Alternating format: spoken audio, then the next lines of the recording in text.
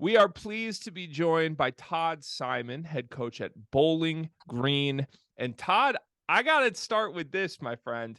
You're a Lansing, Michigan guy. I just found out this before we clicked record. I'm from Lansing as well. Know you played at Central Michigan. What's your best Central Michigan story? I've heard a lot from the Chips up there in Mount Pleasant. You got any fun stories from your heyday back there? Gosh, yeah, we had a great time. Uh, I jumped into coaching actually toward the end of my time in Central Michigan, and I was talking with my old assistant coach the other day, who's now a lawyer and a great guy. And my first ever win, believe it or not, we drive forth about 45 minutes to an hour north to Harrison High School, where we were. Ran the JV program, and my first ever win. Now we're known for playing up tempo, trying to score 100 points. My first ever win was 25-22.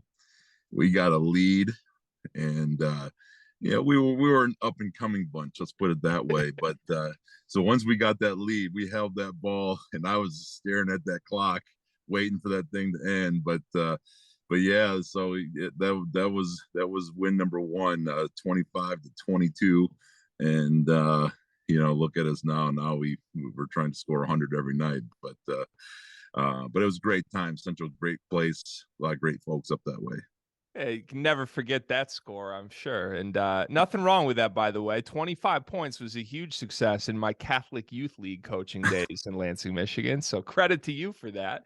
Let's talk through your journey as a head coach a little bit. So your first stint as a head coach is at UNLV, where you take over for Dave Rice mid-season.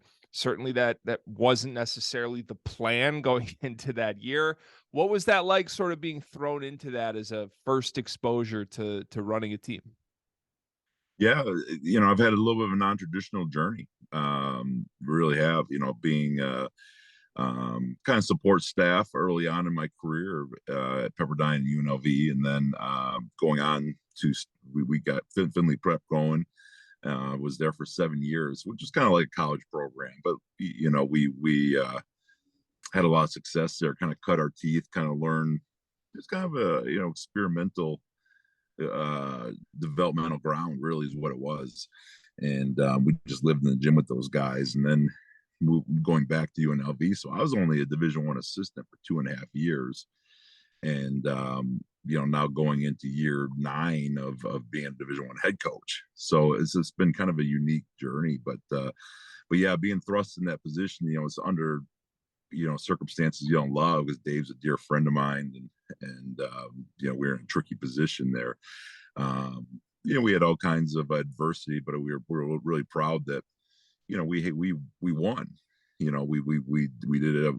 That 17 game stretch that we were there, we turned in a winning season. We gave those guys a experience, a chance, and overcame a lot of crazy stories. I mean, by the end of it, we were pulling guys off campus to play, and we had so many injuries, and the moral of the story was nobody cares. You just got to find a way to win, and the best story we saw at the end of the season, we're running out of players, right? And football's in the middle of their spring stuff, so we can't steal one of their guys. We had our final game of the season at San Diego State. We're worried that we might not have enough players to play the game, and so we racked our brains, and we contacted a kid that walked on a few years before, and so we got a hold of him. He's working the front desk at the Wynn Hotel, not enrolled in school. And but luckily, he needed 3 more credits of internship to graduate. So, in the short order, we got with compliance. We got him in a 3 credit internship. Got him in about 3 minutes of practice, and said, Brian, we need you to play on Saturday, and get on the bus. We're going. Equipment manager says, hey, we don't even have a jersey. And so we literally, we got those mannequins with all the jerseys sitting in the window. Personally walked up to the mannequin, grabbed the jersey off the mannequin, said, here you go, Brian. This looks like you're number 35. And away we went. Gets on the bus. We go to San Diego State. and checks in at 3 minutes left in the first half, and he's playing a Division I game a few days after working the front desk at the win. So I mean, it was and we were expected to win. We won a game in the conference tournament with it, doing it this way, and we found a way. It was a great experience. It was a great experience as a young coach to cut your teeth and be thrown in the fire. Wow. I mean, that sounds straight out of like a Disney movie script, honestly. That's like Rudy 2.0, but the basketball version. So you mentioned, I mean, I think it's great to hear the transparency and the honesty about this business being, hey, like winning's what matters. Like sometimes the context is dropped from what's going on at a program that's either rebuilding or hitting some adversity. And speaking of rebuilding, that's exactly what you did at Southern Utah. 6-27 in your first season, 5 years later, 20-4. What made you so successful in kind of going from the bottom back all the way up to the top at that program? Yeah,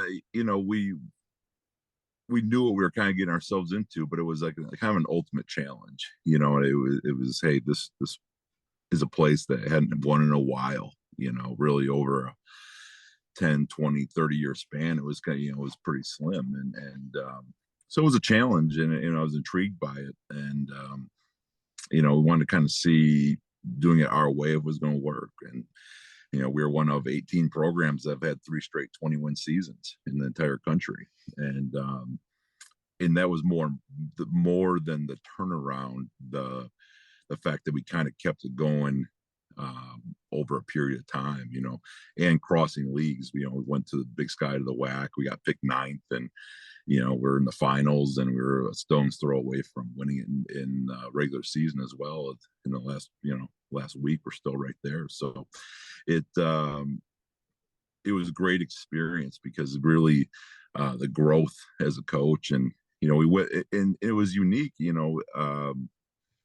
We went from being the number 1 defense in the Big Sky to saying, hey, I don't really like this style play. I don't even really like watching ourselves to being one of the best offenses in the country the last few years. We just kind of flipped our philosophy, and it's kind of worked. That very next year, we went 20-4 when we did that. And so it's been fun to be able to kind of just we're not really afraid to fail, not afraid to look silly. We're just going to do what we think is best. So I'm glad you mentioned the style of play because you kind of, I think you mentioned it briefly in one of your first answers, scoring 100.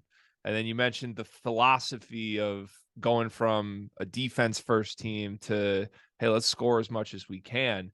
Obviously, there's multiple ways to win in college basketball, but you guys have certainly landed in your previous stops on being an up tempo, let's score, really exciting brand of offensive basketball. Do you think that is the best way to win, or is that more of just a personal preference on, hey, maybe I want to recruit players that will play well because that's aesthetically pleasing? What's the philosophy there? Yeah, I think the rule changes, honestly, of the last few years have all gone on the offensive end. It's all to benefit offense. And I think there's walls that you start to hit if you can't score.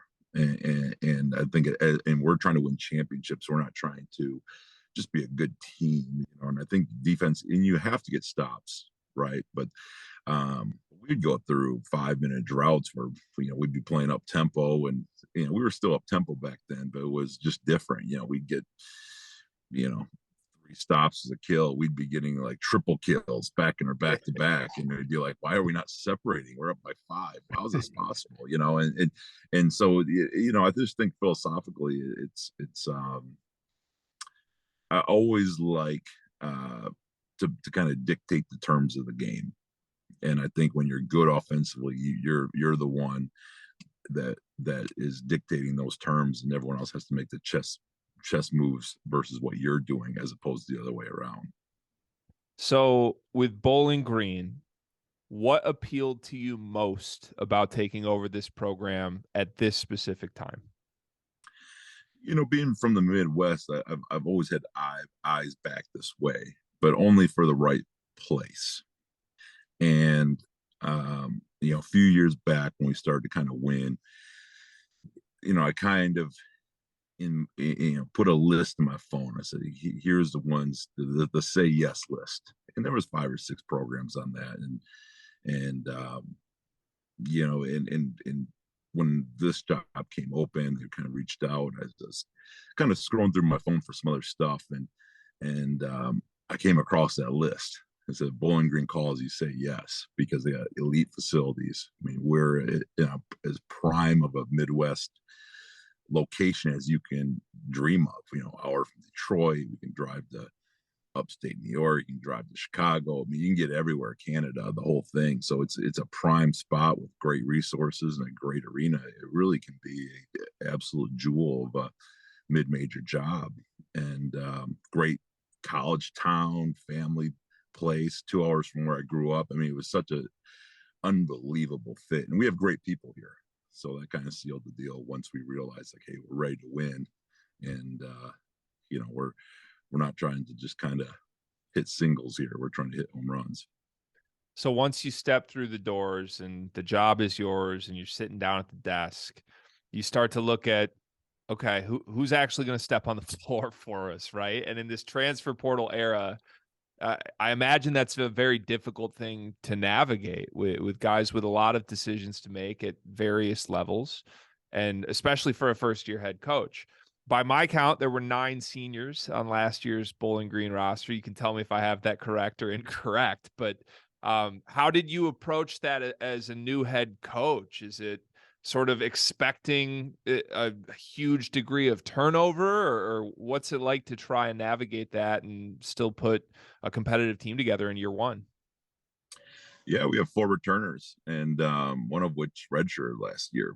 So you're talking really just a few contributors, and but we got right to it. I mean, that's again, we didn't have any family here or place to live or cars, or I mean, none of those things. Just kind of get in the office and get to work, and we'd sit till 2 a.m. and wake up at 6:30 and start over again, and we did that until we've kind of built the roster, and so we brought in 6 transfers, and we brought in 2 really good junior college players and a really good freshman. And so those 9 guys, 10 guys, including some preferred walk-on type guys and whatnot, are going to help us try to win the league, and we think we can compete early on. And it was nowadays the portal is, it giveth and take away. It's also a blessing when you're taking over a program, because I think you can put together a nice roster quickly. Yeah, absolutely. We're seeing it from plenty of programs that kind of plug and play some of those gaps quickly and surprise people when maybe you shouldn't be surprised when you look at some of those ads. I jotted down a couple names I want to ask you about that are specific ads you made in the offseason. The first one's DJ Smith, double-digit scorer, started a bunch of games at Arkansas, Little Rock. What are you expecting that he can do for you guys this year? Yeah, we like DJ. He's made right. Great kid. He's won in high school. He's got a big chip on his shoulder, and so he's got a lot to prove. And I think he'll having been coached well, Coach Walker, and being he's got a little bit of that pedigree too. So I think he'll come and fit what we're trying to do, especially as we open up the floor for him. So we're pretty excited about him. All right, the second one on my list here, the brothers, Jason and Greg Spurgeon. I don't know if this is the best way to necessarily ask this, but I'm always curious when it comes together like this. Jason was at Southern Utah. Greg was at a lower level. When you added Greg, was that sort of the plan all along, or was this like hey, we're recruiting Jason, and oh, wait a second, he's got a brother that can play a little bit too? How did that come together? Yeah, so we recruited both out of high school, right? And obviously Jason's has great size and length and all that good stuff, and was a proven commodity for us. But we had also been aware of Greg coming over, and he was kind of in that COVID stretch, and so he was just kind of looking for an entry point. And but both our elite culture guys made the right way. You're trying to flip a program around. You want these guys who are in the gym every day, that are positive, outstanding family, outstanding parents, and they're going to have an impact far more than just on the floor. But we fully expect that as well. But that, you're not making those decisions in a vacuum. You're saying, hey, we're trying to flip a program, trying to win, trying to get this winning mindset. That we got to get as many guys with that mindset in rowing in the same direction. So and so we're excited about that. Yeah, I think the upside's great on both of them in different levels. I love it. All right, so I'll leave you with this, a little fun one to end. You're on the road right now. You're recruiting. We won't say specifically where you're going in case there's any competitors listening to this. I am also a road trip connoisseur from the Midwest here. We did a big 10-stop road trip in the Big Ten last year, drove to Lincoln, Nebraska, 12 hours in the middle of the night, all this nonsense. So I'm well familiar with the various Midwestern stops you can make on a road trip where you're going to get your food, what the right move is and what the wrong move is. On a road trip like this, when you're recruiting, what's the best stop? If you're looking for some food, where are you looking to go? Ooh, that's a great one. One of my favorite cities in the Midwest in general is Chicago. I'm not saying I'm headed that way right now, but in terms of you're going to get some food, I mean, that's the as high a level of a city for finding some good meals that I think you'll find almost in the world. I'm going to put it in that category, but yeah, I'll probably put that top of my list right now. If you're throwing that out there, deep dish, I assume. Yeah, I think I wasn't a couple. Now we're ordering Lou Malnati's in the mail. We're getting it mailed to our house. So yeah, we've come a long way. But yeah, you can't go wrong with it. That's a great move. I respect it. All right, Coach. Well, thank you so much for carving some time out for us in the middle of a recruiting trip. We appreciate it. And we'll be rooting for you, everybody. Todd Simon, Bowling Green, good luck this season, and stay in touch here with us at the Field of 68. I appreciate you having me. Our partner for today's episode is Athletic Greens. I started taking AG1 during the college basketball season, and I loved the impact that it had on my energy levels. I'm a big coffee in the morning guy, but by the time that the afternoon would hit, I needed another boost. AG1 helped me tremendously, especially on those days when I didn't want to get up off the couch and go hit the gym. Their tagline is AG1 is comprehensive health and the power of habit in one. And man, that could not be more true. It's nearly impossible to eat and drink in a healthy manner in the month of February and the month of March when you are in my business. And AG1 was exactly the supplement that I needed to improve my gut health and cover my nutritional basis for the day. I've continued that into April. I've continued that into May, and I'm going to continue that the rest of the summer. All I have to do is mix a scoop of AG1 with some water or maybe add it into a smoothie, and I'm ready to go. Do it after lunch, and you'll be ready to go for the rest of the day. If a comprehensive solution is what you need from your supplement routine, then Athletic Greens is giving you a free 1-year supply of vitamin D and 5 free travel packs with your first purchase. Go to athleticgreens.com/field68. That's Field 68 FIELD, the number 6, the number 8, and you can get yours now. So check it out and help support this show. Thanks.